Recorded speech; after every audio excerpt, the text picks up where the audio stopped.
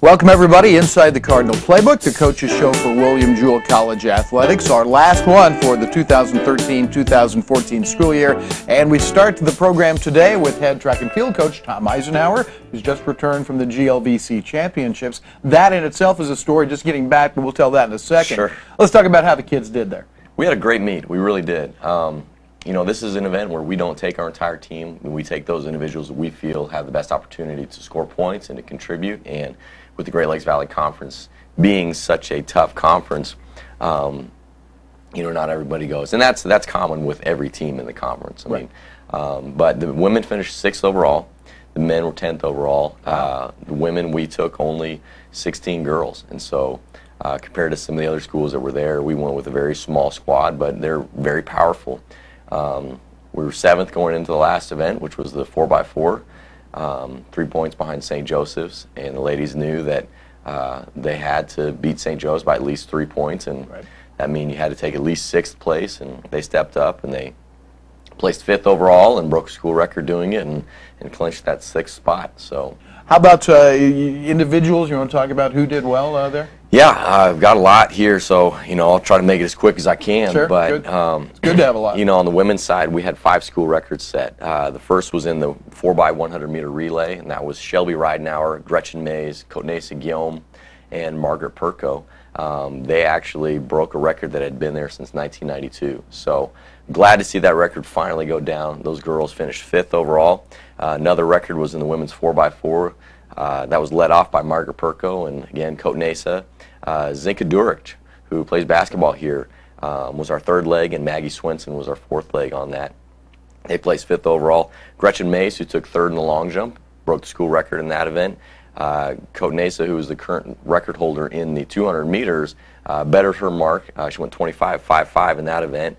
And Margaret Perko broke the school record in the 400 meter hurdles. So great day there. In the open 400, Maggie Swenson was 3rd. Satoa Talamatasi, just gym rat extraordinaire. Yeah, great year. Great attitude. Love her to death. And, you know, she placed in all 4 of the throwing events. She was 5th in the shot put, 4th in the discus, 6th in the hammer, and 7th in the javelin. Alec Whiteside from Chillicothe, Missouri, right up the road.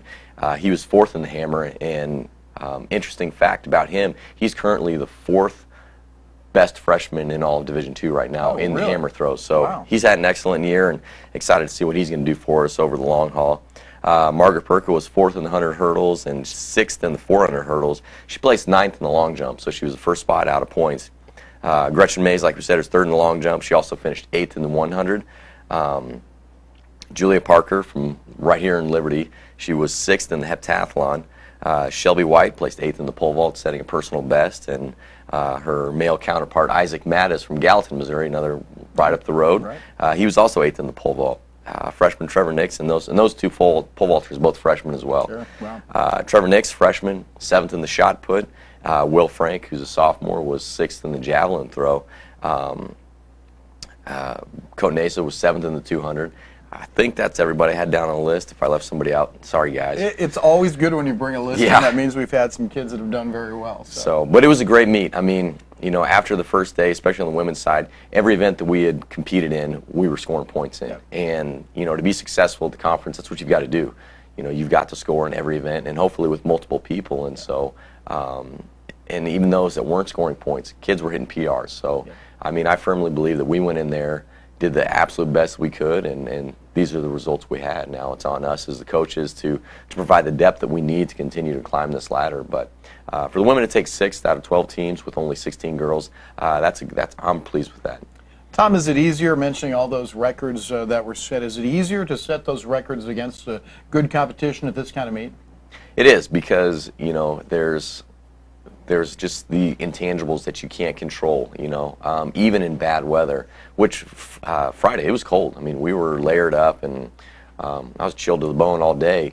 And typically in track and field, you want warm, hot weather, slight breeze, but it was cold and windy and spit and rain occasionally. But because it's the conference meet, kids get up for that. They get excited for that, and they know that what they're doing is more than just for themselves, but it's for their teammates, since not every meet we go to is scored, but this one is scored, and at the end of the day, we're looking at team scores more than we are individual performances. Chances of a national qualifier from this group? Very good. Blake Alexander, who was second in the 110 hurdles, and then he was also fourth in the 400-meter hurdles. He's currently ranked 32nd in the nation. Top 20 go. It's kind of confusing the way Division II does it. Some events they may take up to 24, but at least 20 will go in each event. He's 32nd. If he takes 0.15 seconds off of his time, I believe he'll be in that top 20. We're going to go to Emporia State this weekend for Sam Williams' last chance qualifier to see if we can better that mark. And Alec Whiteside is also close to going. He just needs to throw the hammer a couple more meters. And Margaret Perko is very close as well. She's missed the provisional mark by 1/100th of a second. Well, we wish the best for those kids as they try to qualify. Finally, we can't let you go without telling us a little bit of the story about how you got back and how difficult a trip it was back. So can you tell that story in brief? Yeah, to sum it up, you know, everyone was feeling good, real excited about the weekend, and we were coming down on the bus and made it to a little bit outside of Springfield, Illinois, and all of a sudden the bus driver says, "Oh, can't get the bus to shift into gear," and so we limped into a gas station, and the bus was just billowing smoke out of the back. Right. Couldn't really figure out what was going on. He was back there, you know, I was back there looking at it, which I had nothing to contribute, but I was looking at least, and you know, couldn't figure out what was going on. He tinkered with a little bit, drove it around the block. It came back smoking worse than it was. Long story short, that bus wasn't the pony that got us home. Right. They sent another bus, but you know, it didn't get there for another 5 hours. So we had a long night in Springfield, Illinois, but we did get here, and you know, I'm just thankful that we have such a great group of coaches, great group of athletes. That, you know, being stuck at a gas station, 5 a.m., it's not so bad. You can make it a lot of fun. Tom Eisenhower has been our guest inside the Cardinal Playbook, and we'll be back with more in just a moment. When the Fuel Saver program first came out, I was a little concerned that we would start buying things that we didn't need just to save on fuel, and we haven't at all. Our gas budget monthly has gone down, and we spend at least the same amount on groceries, if not less. Usually when I'm done shopping, I text him to tell him how much I saved. I saved 60 cents off a gallon of gas this week and spent $49. I think we're averaging about $100 less a month on fuel. You can't beat it because you're already using the stuff anyway, and so you might as well be saving money while you're doing it. Back inside the Cardinal Playbook, it's head baseball coach Mike Stockton that joins us now. And unfortunately, this is going to be our last interview because your season ends at Truman State losing 3 out of 4. But a series in which it sounds like you played very well for most of the series. Yeah, I feel like we played pretty well. Just a couple of innings cost us. You know, if we played 30 innings, I felt like we were pretty much in control for 26 or 27 of the 30 innings. And unfortunately, in the game of baseball, that's just not good enough. I was really proud of our team, though. We came out and fought extremely hard in Game 1. Drew Matrician threw a shutout for us. And, man, he dominated. And it was good to see him as his last performance ever be able to do that. So I was really proud of him. And, you know, we didn't play bad baseball at all. It just didn't turn our way. You have a lead, I think, in every game at the beginning of the game. This is a team that has been so good pitching this year. Kind of what happened to give up those leads? Well, you know, it was a combination of things. I don't know if you can point to just one, but we had a couple of defensive breakdowns that led to some unearned runs, which is really uncharacteristic of us because our defense has been so good. I think we're third in the GLVC in fielding percentage, and I know we're number 1 in double plays turned. So our defense was outstanding, and we broke down in a couple of defensive areas, and it led to them getting back into the game.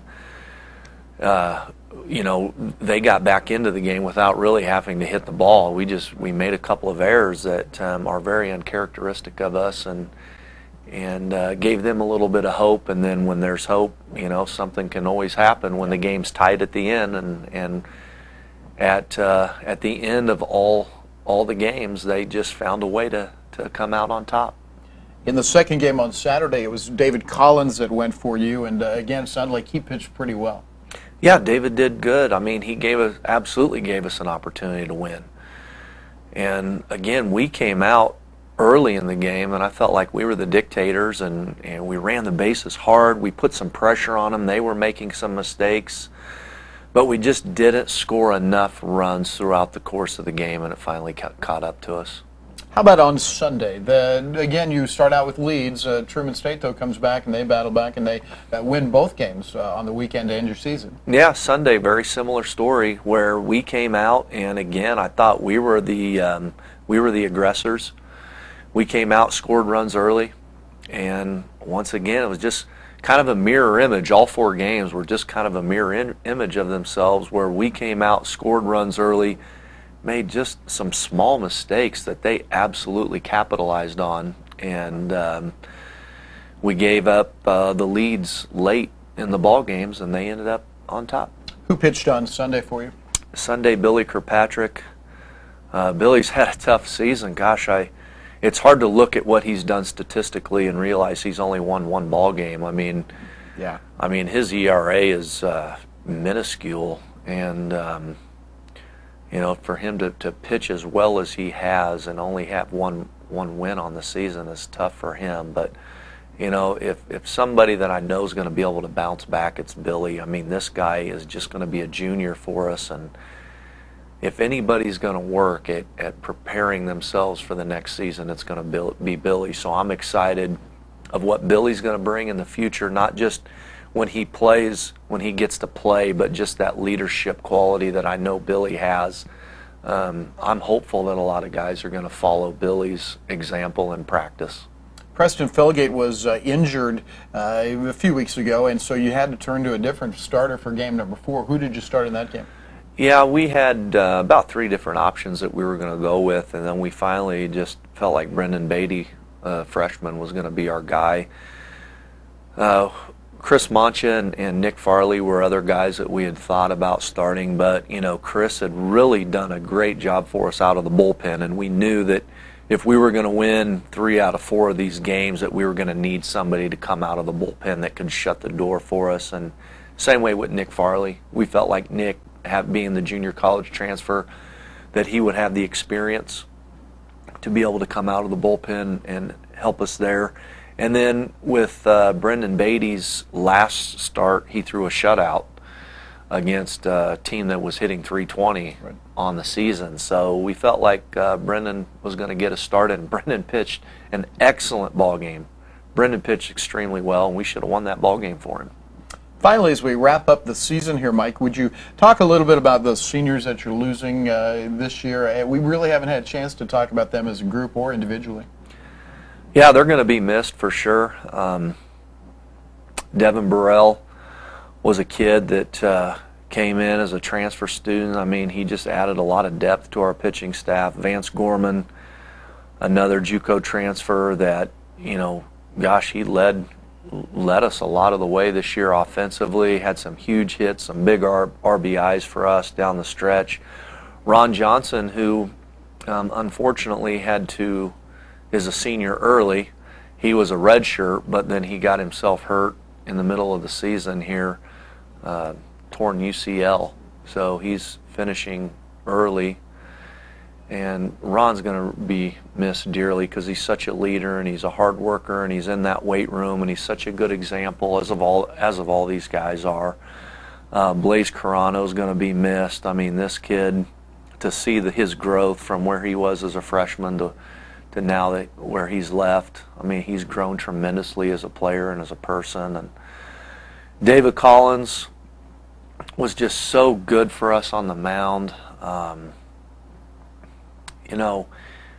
David and Drew Matrician were just our anchors for our pitching staff for such a long time. I mean, 3 years now. And I mean, Drew Matrician probably holds a lot of pitching records that we have. If we go back and analyze his career, I mean, I can't imagine him not having a lot of our pitching records. And, losing David and Drew on the mound is going to be tough to replace when you have guys that just year in and year out log those innings, give you a chance to win every time you play. They're going to be missed dearly. And then finally, Sam Thomas. Again, he's another kid that has just grown so much as a person and brings tremendous amount of energy to our program. he brings a great spirit to practice every day, and he's going to be missed because, you know, all of those seniors bring something different and unique. Sure. That we won't have next year, you know, and they all bring value in their own way. I'll go there. Oh, sorry, you're telling me where to go. I'll go there. That's head coach Mike Stockton of the Cardinals as baseball wraps up their season with the weekend series at Truman State. We'll be back with more Inside the Cardinal Playbook right after this. Tanner's is new to Liberty, just south of the Highway 152 and I-35 intersection. They're open Sunday through Tuesday from 11 a.m. until midnight and Wednesday through Saturday from 11 until 1:30 a.m. Come in any day for food specials in the spacious dining area. Happy hour specials are served from 2 spots in the building, and the service is fast and friendly. Tanner's of Liberty, just south of the Highway 152 and I-35 intersection. Back inside the Cardinal Playbook, and this section of the show dedicated to softball. The Cardinals' Dustin Combs joins us after a successful run through the GLVC tournament. You go 2-2 against some of the best, really, in the nation. Yeah. And take 4th place there, being eliminated by Indy on the second day. But overall, how's your thought about participating in this tournament? You know, Rick, I really believe, and I think the coaches in the GLVC would echo this, we feel like we've got the toughest conference in Division II. Just looking at the talent that's out there, I mean, you've got 5 or 6 pitchers that could all be mentioned All-Americans. You bet. And several will be. The level of competition was tremendous, and you know, every day out there, teams were giving everybody their best effort, and there was, you know, everything was competitive. We went in as the 5 seed, so to come out of there 4th place again this season, you know, we wanted to win it, but I think you also have to take the positives from that, and we played so well in the games we won, and we really played well in one of the games we lost. So I think our girls and the coaching staff can walk away from it knowing that we left everything at the field. To kind of recap the tournament, the Cardinals opened with Bellarmine and lose that game 3-0. Come back that day to defeat Rockhurst 7-5. Then on Saturday, a 1-run victory over Truman State, the loss to Indianapolis. All of those teams that you lost to, or both of those teams you lost to, very good teams, went far in the tournament. The game against Rockhurst was a very close one. It was the first time you've defeated them this year. But the Truman State game may be the game of the year for you. Barrett hits the first pitch high in the air toward left field, and that ball is gone for a home run. An opposite field home run by leadoff hitter Ashley Barrett, and hit hard to left. This one's going, and gone. A 3-run shot by the freshman. A line drive, no doubter, by Kelsey Morgan. The senior steps onto the rubber. Here's the 2-2 pitch coming. And a line drive to left field drops in. Potvin is up with it. 1 run scores. Here's a throw to the plate, and Kramer tags the runner out, and the Cardinals win. A perfect throw by Potvin, a 1-hopper to Kramer, who tags out the runner, and the Cardinals win it 8-7. Well, there's some big things that happened in that game. You know, the way the game started and being down 3-1 at one point. Ashley Barrett coming up with a 3-run home run to put us up 4-3. A little later in the inning, Kelsey Morgan hitting a 3-run home run. Man, the offense was working. Then we went back-to-back. Brittany Matson hit a back-to-back home run with Kelsey Morgan. And we had a lead going in there in the 7th that I still didn't feel real comfortable with. The Truman's offense is they're good. They're very good. And we were just lucky enough to have as many runs on the board as we had. Had to survive an inning in the 7th where we didn't give it to them. You know, we just couldn't get them out. They didn't hit many balls at us. And fortunately, the one that they hit real hard at us was how we had an opportunity to end that game with Rachel Potman's play in the outfield, throwing an absolute strike to Aaron at the plate to end the game.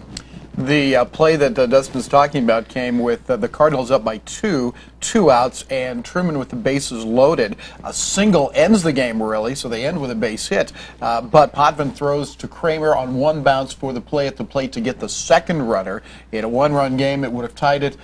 Can you describe that play, especially something I didn't notice at first, that the bounce that Potty got in in left field? Yeah, we talked about it. Everything that could have happened right in that play finally happened right for us. The ball was hit very hard. Normally you don't want them to hit it that hard, but it was hit very hard. Rachel did a great job, and it was pretty much right at her.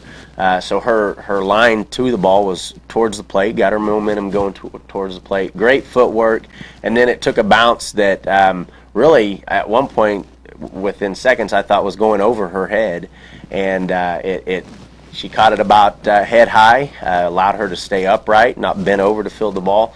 And then, like I said, threw a strike, one hop to Kramer, who was right on the base line where she should have been, and we got the tag out to end the game. It was very exciting.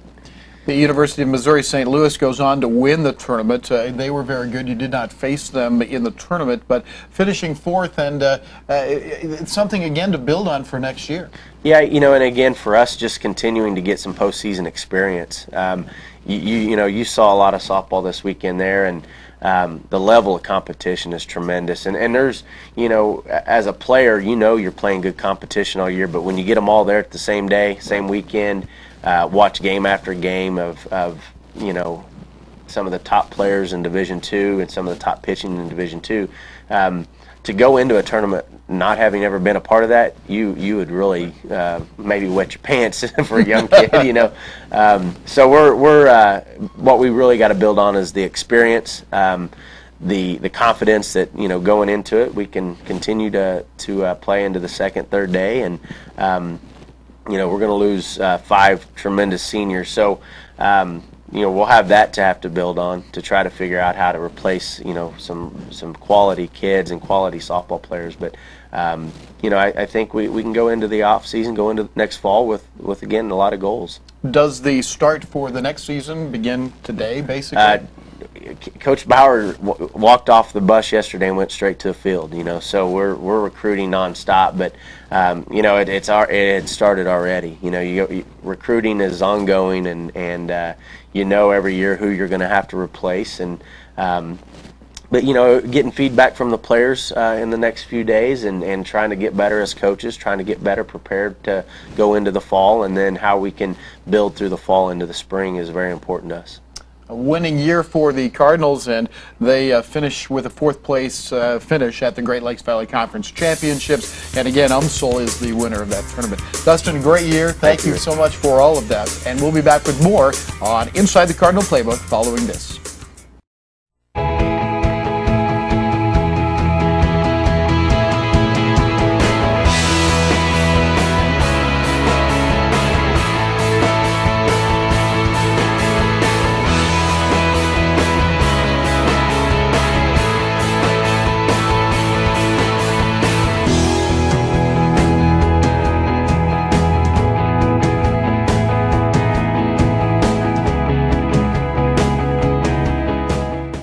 My name is Jesse Limeculer, CEO of Belvoir Winery. The goal of the winery is to serve Liberty as best we can, to make it a destination for people that come to Liberty.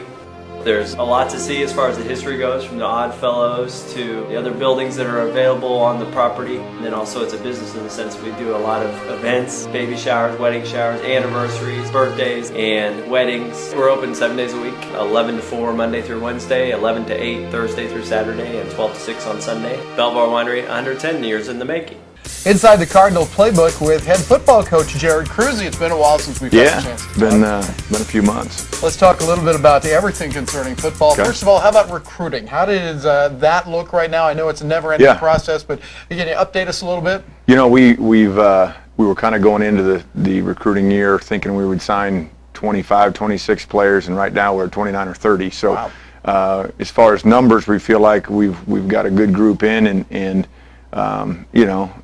you always go out and try and get the best guys possible, and we think we've added some really good depth with this group. And you know how it is. You'll find out 2 or 3 years from now what you really have got. But I can tell you, like usual, we put a high measure on what type of person they are, and obviously a player and a student as well, and feel like we've got a really good group. Was there a specific position or positions you looked at? You know, it was one of those years where we're looking to add depth at several different positions. So it really wasn't, you know, hey, we've got to find, you know, we're not just focused on this position or that position, but really recruiting across the spectrum, and I feel like we've filled it fairly well with that group. Let's talk about your spring practice, because that's a time for you to really put in a lot of things we'll see next year, and to maybe evaluate a little bit of our current players. How was the spring? You know, you get 15 practices in the spring per the NCAA, and we were fortunate. Usually in this part of the country, you're really excited if you only get 13 in because of weather and other things, if you don't have an indoor, and you know, we got all 15 in, so that was a very positive thing. We had a lot of postseason surgeries this year, so we had a lot of guys that were out going into spring ball with rehab and all of those things. So we were playing with a little bit shorter of a deck from a numbers standpoint this spring, but look to have almost all those guys back in the fall, which will be nice. And the nice thing about, you know, our injury situation has allowed a lot of other guys to get a lot of reps, and allowed us to get our eyes on some other guys and see maybe what they can do and what they can add to the environment as we go forward, and you know, came through it fairly healthy, which is great, and got a chance to look at a lot of things, both player wise and scheme wise. As you know, in the spring you use that as your time. We use it as coaches as well to look at different things that may fit our personnel better, and we did some of that this spring as well. Yeah, the injury thing, always something you look at in the spring. I know the last couple of springs haven't been so kind to you, but good to hear there weren't any major injuries. You know what, we got through it. As far as the actual practice time in the spring, it's probably been as healthy as we've been during that period over the course of at least my time here. Would you give us a little peek at maybe what we'll see next year? Are there going to be any major changes, anything like that? You know, I don't think you never reinvent the wheel.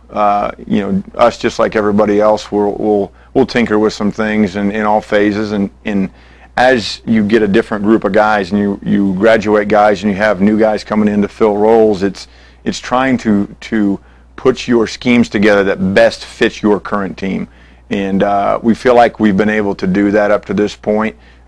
With what we've done in the spring, but you know, there'll be some other things that we tinker with early on in training camp too, just to make sure it's all fitting together correctly, and we're giving ourselves the best chance to be successful on Saturdays. What do we have, about 3 months before the start of training camp? September 5th at 7 p.m. So it'll be here before we all know it. What are you doing between now though and the start of actually bringing them in for training camp? You know, it was getting done with spring football here, and this week I'm continuing to meet with players and individual exit meetings for this year, and we start spring recruiting today, which is working into next year's recruiting class and looking at going to be seniors, and so we'll be kind of all over the region here over the next week or two, and trying to find, you know, the guys out there for next year. So yeah, it just seems like you close the book, you close the chapter on one thing and open up a new chapter and just keep going. September 5. September correct? 5, 7 p.m. at here at home against Southwest Baptist. So we'll be looking forward to that. Who will be a conference opponent this Absolutely. year? Absolutely, great. Lincoln. Yeah, it'll be great to have. You know, we played them early on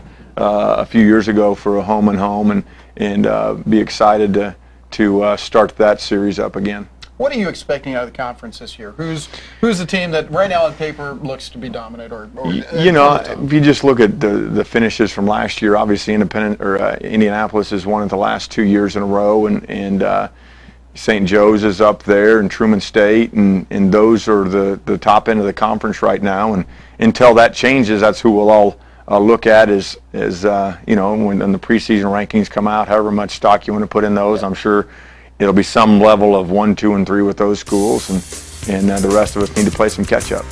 That is head football coach Jared Cruzy joining us inside the Cardinal Playbook, and we'll be back with a final word in just a moment.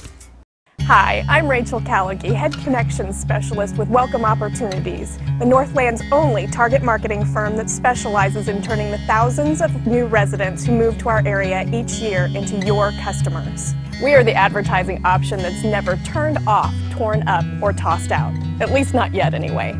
So if you're looking for the most cost-effective way to reach prospective customers before your competitors, give me a call today at 816-883-8633 or visit my website at welcomeopportunities.com. And that's Inside the Cardinal Playbook for both this year and for this week. I want to thank all our coaches at William Jewell College for participating this year in Inside the Cardinal Playbook. Our director this year has been Heather Ice, and we appreciate her efforts as well. I'm Rick Cole, and that's Inside the Cardinal Playbook. We'll see you next time.